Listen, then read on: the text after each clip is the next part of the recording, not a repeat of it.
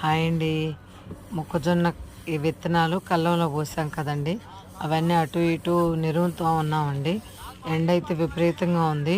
మొక్కజొన్న విత్తనాలు అలా దున్నుతుంటే కాళ్ళు అయితే మంటలు పుట్టిపోయినాయండి. వేడి అలా ఉంది. వెండి వాళ్ళ మామూలుగా లేదు. అలా 2 రోజులు ఎండ కాస్తే మొక్కజొన్న విత్తనాలు త్వరగా ఆరిపోతాయండి. అందుకని వాటిని అటు ఇటు ఎండలో కూడా వాటిని అటు ఇటు తిరిగేస్తూ ఉన్నాను. కాళ్ళైతే అసలు అవి దున్నుతుంటే ఎచ్చట ఆవిరి వస్తూ ఉంది ఎండలో.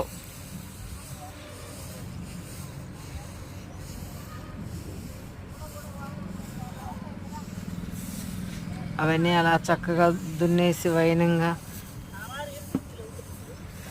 ఎందుకంటే ఎప్పటికప్పుడు అలా తిరిగేసుకుంటూ ఉండాలి విత్తనాలని, లేకపోతే విత్తనాలు పాడైపోతాయి అడుగువి. అందుకని ఎప్పటికప్పుడు వాటిని అలా దున్నుకుంటూ ఉండాలి.